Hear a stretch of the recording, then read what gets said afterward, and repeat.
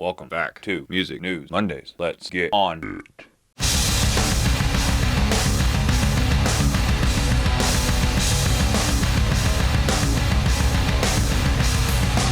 Mustache is itching my nose.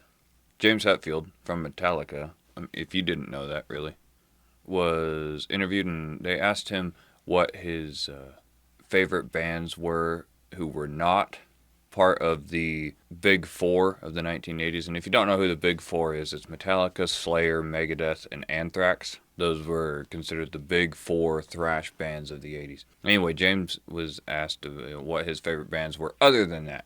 Of course, if you say that your favorite band is the band which you're the singer of, would that be pretty selfish? Anyway, his answer was Exodus, Testament, Motorhead, and Discharge. Never heard of the band Discharge, but I wouldn't say that Discharge of any kind would be a favorite thing. Moving on. Damn mustache, not letting up. Corey Taylor explained the name Hydrograd of their new album, or Stone Sour's new album, and he said, and this is a quote, "I'm running through this airport in Eastern Europe.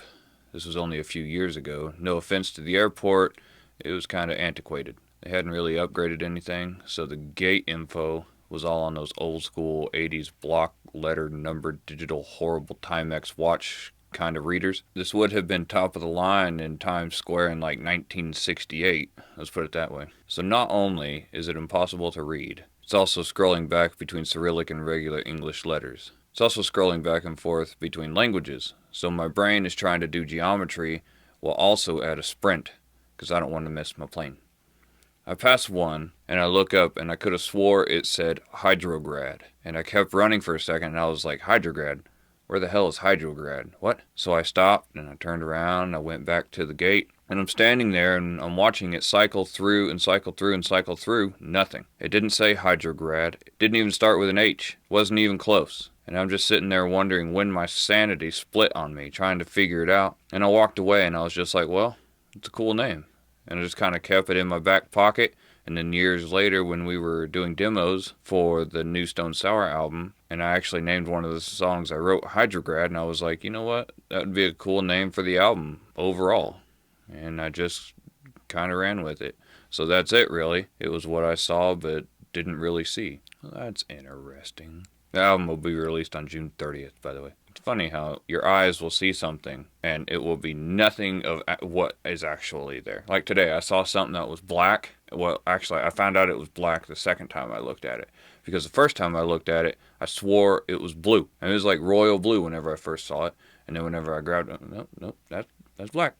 Looky there. Seether's catching some flack.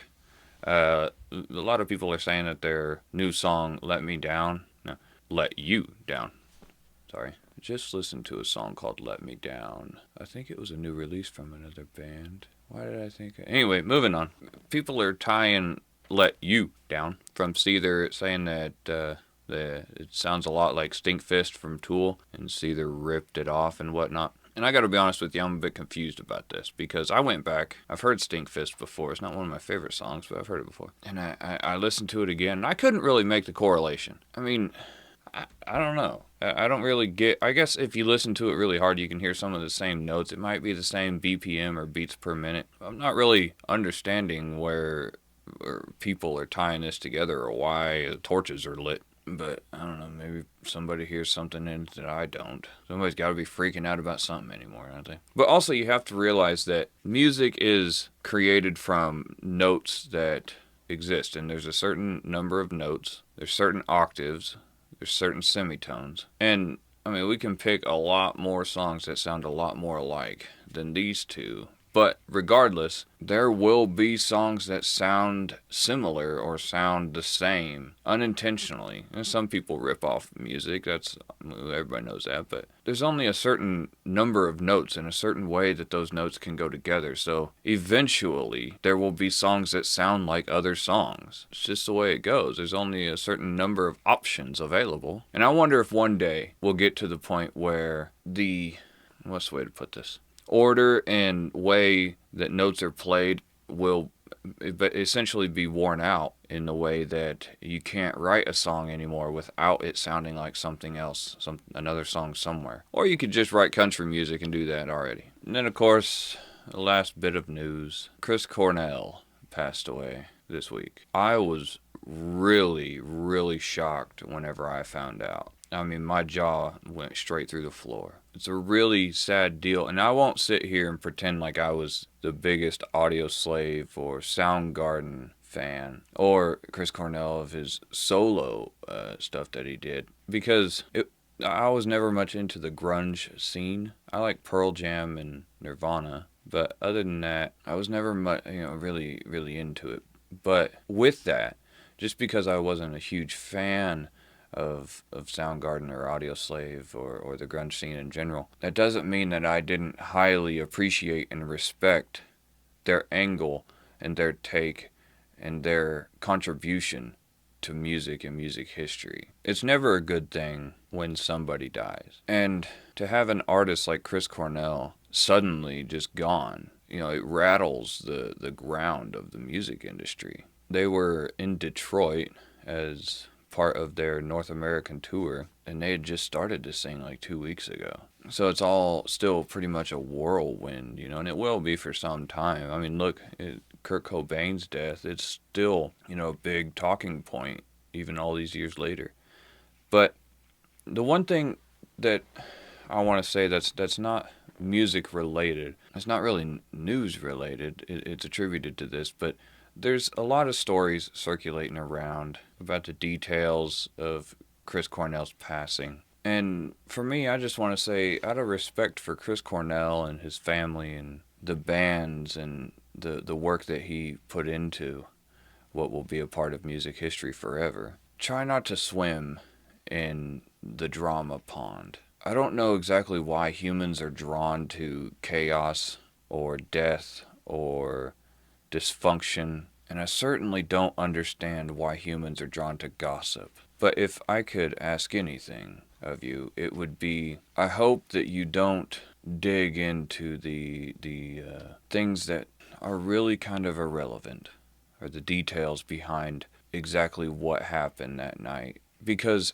in the long run and in the grand scheme of things, and this is attributed to any situation, nobody knows exactly what happened except for the people who were there and the people who are personally involved in this situation. So if you see a post or a tabloid or something that says, well, this is what happened, or this is what he did, or, this is exactly, what he was thinking, if you see any of that stuff, don't give it the time and attention, because it doesn't deserve it. It's just trying to stir up dust on an already bad situation.